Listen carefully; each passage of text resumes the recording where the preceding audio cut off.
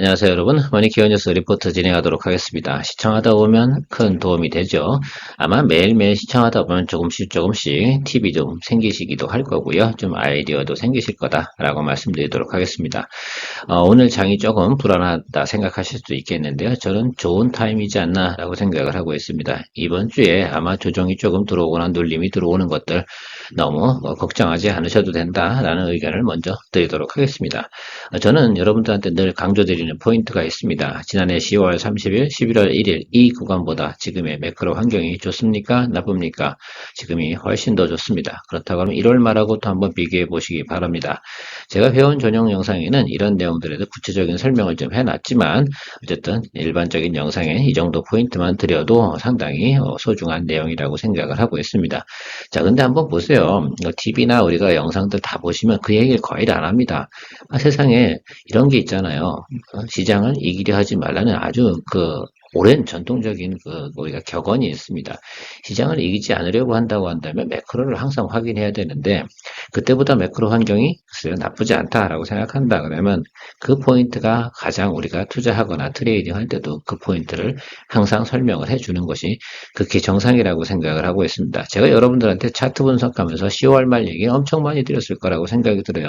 아마 감각이 있으신 분들 같은 경우는 저 사람이 저 구간을 갖다 지금 얘기하는 거구나 라고 계속 아마 감지를 하셨을 거라고 생각을 하지만 그래도 이렇게 언급을 해드려야지만 여러분들이 또 감을 잡고 또 보시는 경우도 있긴 하더라라고 생각을 하고 있습니다. 자, 여러분 온 디바이스 AI든 어쨌든 뭐 그런 것들 지금 팸리스트 같은 경우 결국은 만들고 나면 그 테스트하는 과정들이 필요하지 않습니까?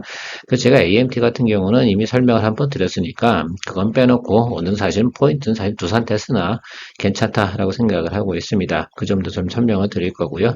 오늘 또 장이 불연한데 저희가 리포트 드렸던 뭐 ISC나 나노신소재 제2와 관련돼서도 조금 언급을 해드리는 것이 또 뭐 그냥 짧은 시간 이야기하는 것보다 도움이 되지 않을까라고 생각을 하고 있습니다. 오늘 우리 채널에서 큰 도움을 받으셨다 생각하신 분은 채널 유료 회원 가입하셔가지고요. 좀 더 세미나도 좀 보시고 여러 가지 좀 더 구체적인 내용 좀 설명 들어가시면서 하시면 좋겠습니다.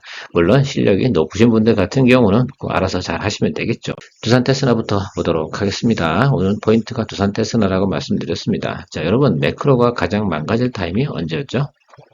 자, 분명히 제가 10월 말이라고 말씀드렸습니다. 이 구간 때도 이 종목 같은 경우는 크게 문제가 없었습니다. 왜냐하면 자동차가 워낙 잘 나갔잖아요. 자, 그런데 충분히 조정을 좀 받았다라고 좀 생각을 할 수가 있습니다.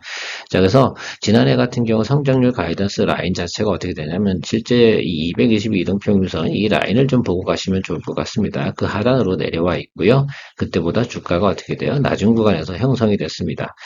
제가 볼 땐 지금 자동차 업황이 상당히 이 종목하고는 연관성이 많을 것 같습니다. 자, 그런데 제가 봐도 올해 자동차 업황은 큰 문제는 아직까지는 없습니다. 환율이 제가 볼 때는 1260원 밑으로 내려가지 않는 이상은 자동차 실적이나 내용들 또 우리나라 자동차들이 지금 잘 반응을 하고 있지 않습니까? 그 점을 좀 생각을 해보시면 저 정도에서 일부 정도 커버링 구간은 분명히 나오겠다라고 생각을 하고 있습니다. ART하고는 조금 다르게 보도록 하겠습니다. ART 같은 경우는 쉽게 말하면 소형 모바일 디바이스 쪽에 훨씬 더 관심을 좀 가주셔야 되는 것들인데 얘 같은 경우는 지금 자동차 관련된 거 SOC라든지 뭐 기타 등등 여러 하실 거예요. 그래서 근데 이 부분을 갖다 요 커버링 윗단 여기까지만 보겠습니다. 그래서 121 이동 평균선 있지 않습니까? 거기까지만 여러분들이 보고 가시면 상당히 좋지 않을까 생각을 하고 있어요. 그래서 지금 가격에서 조금만 더 높게 보는 거죠. 그래서 한 52,000원 이 정도 수준까지만 보고 가면 괜찮지 않을까라고 생각을 하고 있습니다. 뭐 기왕 하는 김에 제가 볼 때 요거는 바람이 돌 만한 내용이 충분히 있어요. 그리고 다시 자리 잡고 눌리고 이렇게 올라가는 내용들이 분명히 나올 것으로 예상이 되고 있습니다. 자, 일봉이 말하면 과도하게 움직이는 건 제가 항상 말씀드렸지 않습니까? 그래서 지금 저 구간에서 지금 분할 매수 5회에서 이 정도 진행하시면 괜찮을 것 같습니다. 시그널도 좋게 들어와 있고요. 여러분들 두산 테스나 같은 경우도 제가 볼 때 며칠 전에 누가 또 댓글 달으시면서 물어보셔서 제가 바꾸실 필요 ALT로 바꿀까요? 했는데 제가 굳이 바꿀 필요 없다고 말씀을 드린 이유 중에 하나도 저도 이거 매수하려고 계속 모니터링 중이었거든요. 분명한 건 확실하게 양전환이 들어와 있고요. 자, 오늘 같은 장이 좀 복잡하고 안 좋은 날도 얘 같은 경우는 전혀 영향을 받지 않습니다. 자, 이런 점들이 상당히 중요하죠. 이런 날 우리가 인지할 수가 있구나라고 생각할 수 있습니다. 동종목 같은 경우는 많은 사람들이 관심을 갖고 있구나. 그래서 저 지금 보실 때 20일 이동평균선 라인이 이렇게 선회할 겁니다. 이렇게 가는 동안 그 라인을 따라서 매수하십시오. 자, 그러면 아주 좋은 결과 있을 거라 생각을 하고 있습니다. 우리가 이런 과정 속에서는 그냥 어떻게 봐야 되는 거냐면 15에서 20% 정도 아마 5월달로 가면 갈수록 여러분들이 보셔야 되는 수익률 포지션은 점점 어떻게 돼요? 이렇게 감소하셔야 됩니다.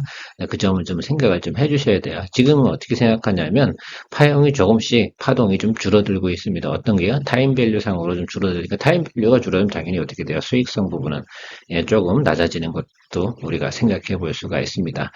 저는 직감적으로 그 부분은 느끼고 있는데 지금은 아니고요. 지금 어쨌든 우리가 시간이 있잖아요. 일단 4월 우리 총선 있는 데까지 말입니다. 크게 걱정은 하지 않으셔도 될 것 같습니다. 중간에 나오는 멘트들 크게 제가 볼 땐 큰 문제가 될 만한 내용들은 없을 거다라고 생각을 하고 있고 FOMC도 앞두고 조금은 또 주춤주춤 거리겠죠. 그러니까 이번 주 목요일 넘어가 목요일쯤 그 점이 상당히 기점이 될 겁니다. 그죠? 선물 옵션 만기일도 있고요. 그래서 그때 기준으로 한 다음에 잠깐 한 보름 정도 괜찮을 거라고 저는 생각을 하고 있는데 그 점 부분 또 이렇게 구간 따라 나가야 되고요. 지금 같은 경우는 테마주 같은 경우 많이 이야기 드리는데 제가 그쪽 분야에 대해서 이야기 안 드리는 이유 중에 하나는 그런 거에서 아마 일반 분들이 수익 낼 수 있는 분들 별로 없습니다. 그리고 어느 타임에 그거 들어가서 하고 있습니까? 그건 즐기시는 그런 스타일을 잘 즐기시는 분들이 하시면 된다 생각하고요.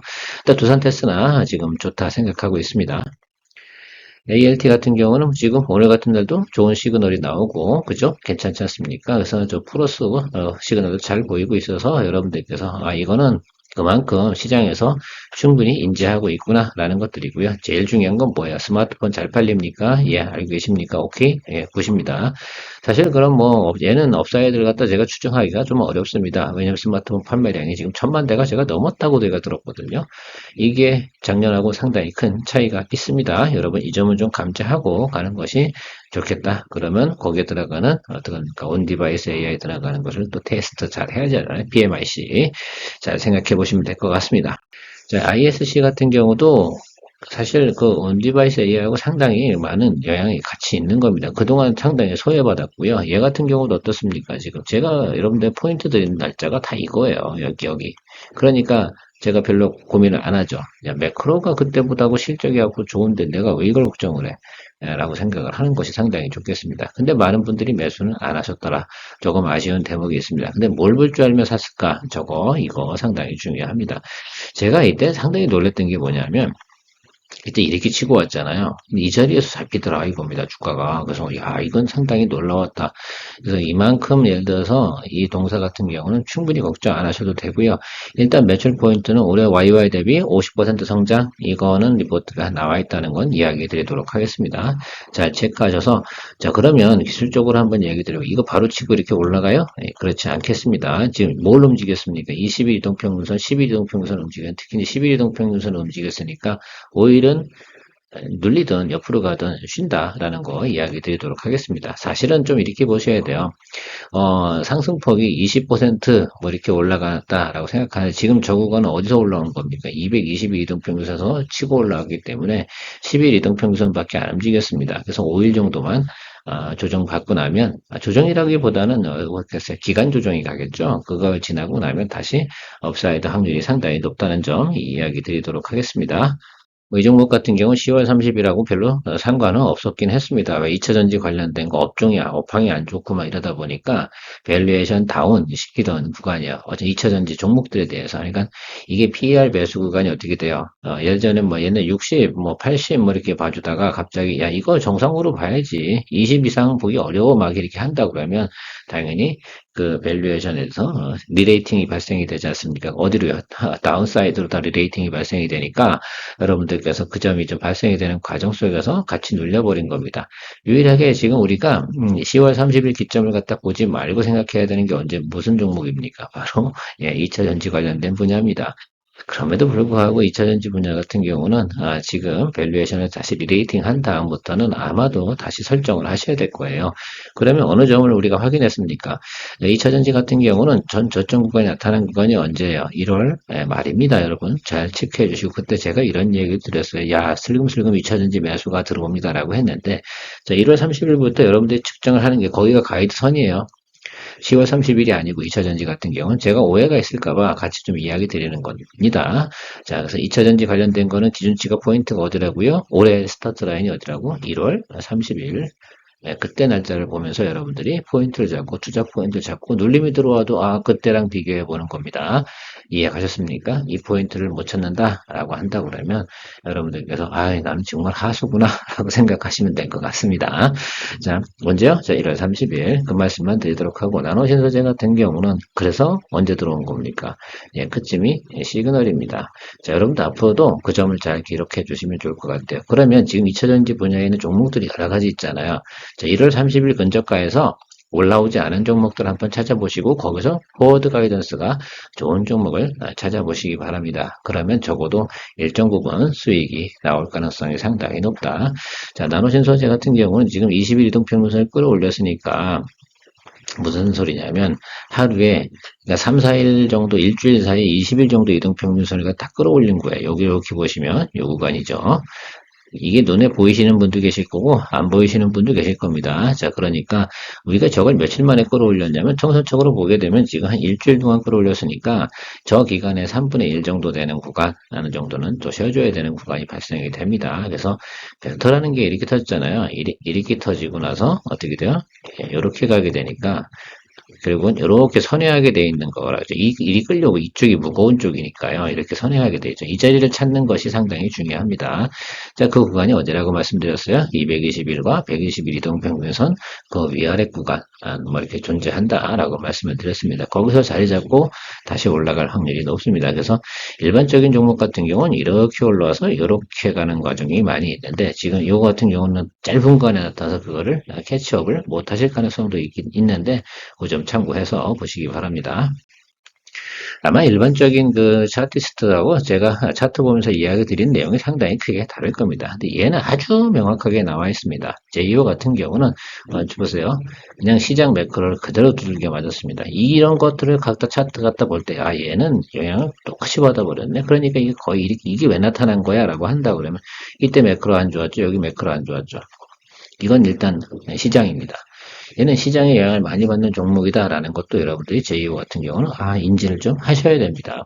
뭐 상장한 지 얼마 안 되기도 했죠. 1년 좀 넘어가나요? 이렇게 되는 것도 있고 하는 것도 있고. 근데 어쨌든 전체적으로 예상의 포워드가에서 좋으니까 이 윗단까지 올라온 건 여러분들이 확인할 수 있습니다. 자, 이때 이걸 사실은 몰랐다 그러면 이때 어떻게 되겠어요? 이건 매수를 못 하잖아요. 예를 들어서 이 점이 상당히 중요한 것 같아요. 근데 이때 제가 아무리 얘기를 해도 사람들은 인지하지 않고 인정하지 않더라고요. 글쎄요, 뭐 제가 유튜브 한 지가 얼마 안 돼서 그런지 모르겠지만 항상 여러분 포인트 잡을 때 2차전지 이제 어디 보시면 돼요. 자, 10월 말, 1월 말 분에 1월 말을 보시면 됩니다.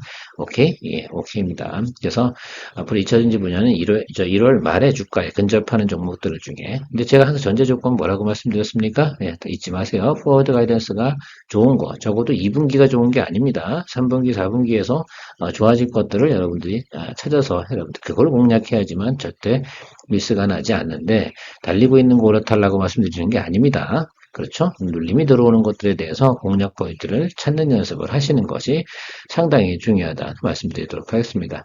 제가 뭐 동진 세미케이나 원익 QNC는 제가 회원 전용 영상에서 여러분들 리뷰도 해드렸으니까요. 여러분들 그거는 제가 이거 중복돼서 우리 회원님들에 사실 설명할 수는 없고 제가 빠뜨린 내용들 여기서 좀 더 보충해서 이야기 드렸습니다.